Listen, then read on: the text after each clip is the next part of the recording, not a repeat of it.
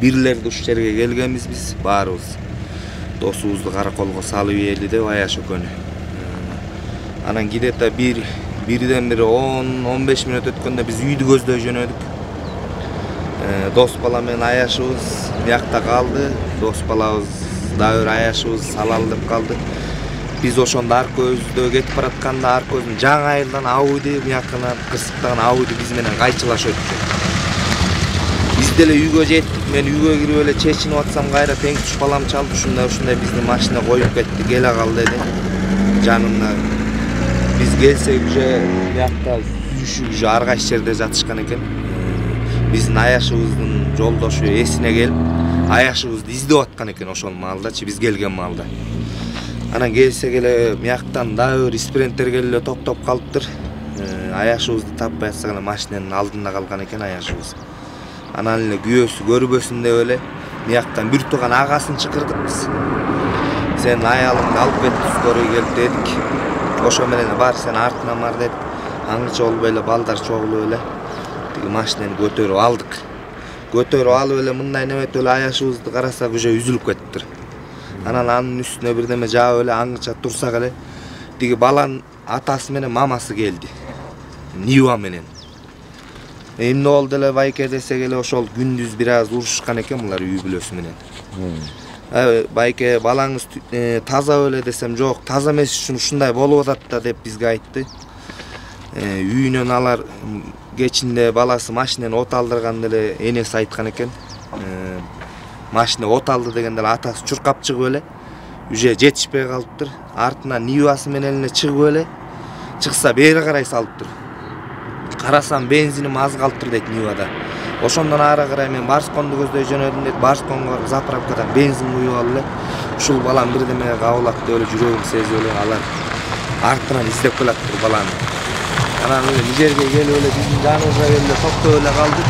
Энеси менен мамасы чуркап чыгып эле ыйлап эле эмне болду деди. Анан аңча болуп эле скорыйлар келди. Скорыйлар келип эле аркы абуйдун эмесине барсам уже шопур үзүлүп кетиптир ошондо эле.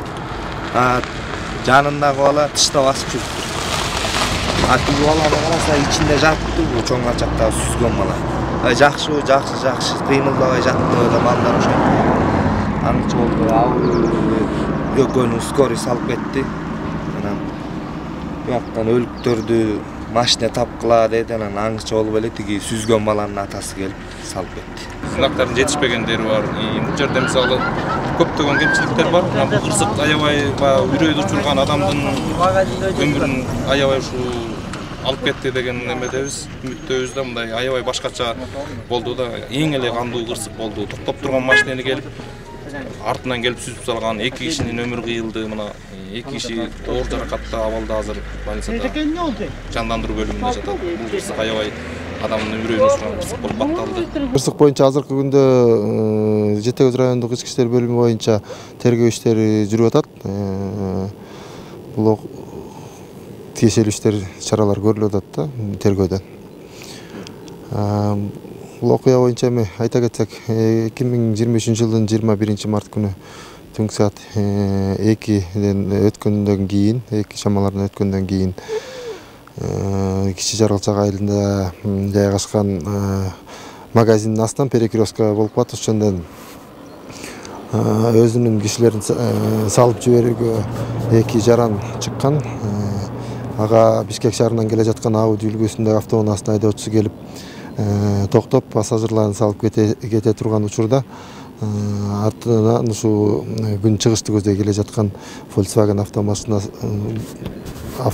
келип ошолорду турган жерден сүзүп жол кырсыгына учурашкан.